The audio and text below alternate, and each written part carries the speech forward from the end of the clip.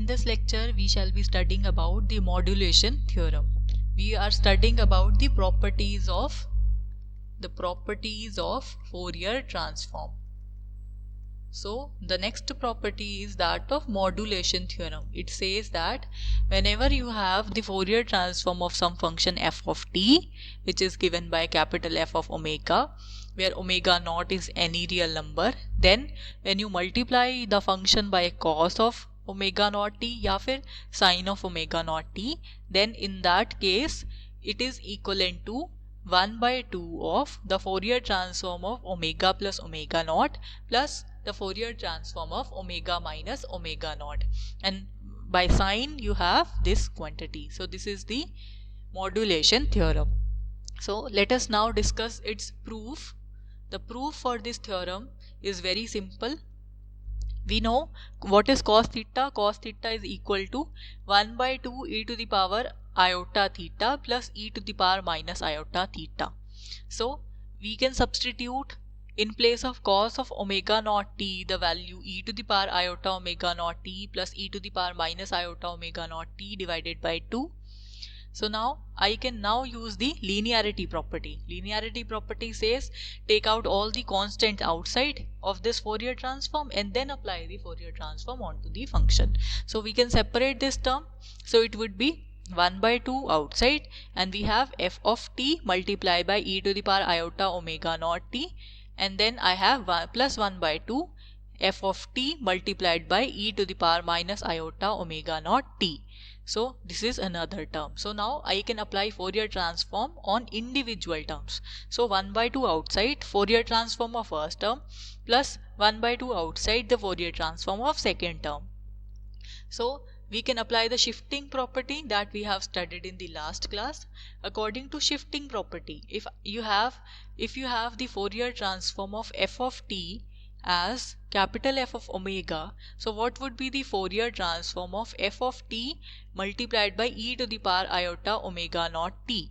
So this, according to shifting property, would be you just have to replace omega by omega minus omega naught. So this is the first thing.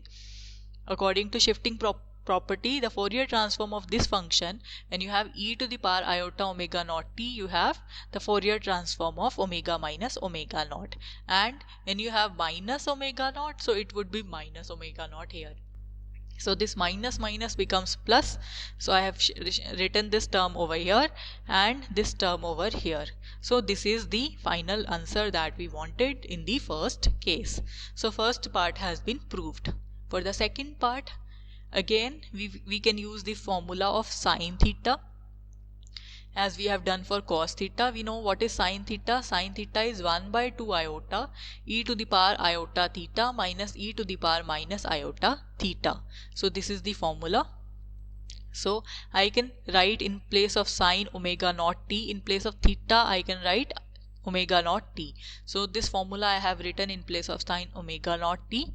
So again I can just separate out the terms. So it would be 1 by 2 iota, the Fourier transform of 1 by 2 iota multiplied by f of t into e to the power iota omega naught, and then minus f of t e to the power minus iota omega naught. So by linearity property, this constant will come out of this Fourier transform, and then I will apply the Fourier transform of this term minus the Fourier transform of this term.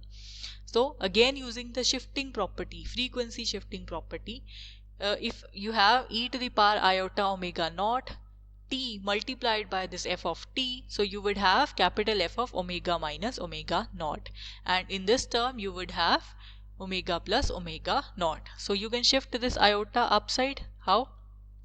You can multiply by iota, you can divide by iota.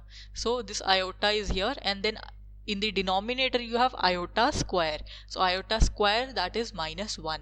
So minus iota by 2, and this quantity as such.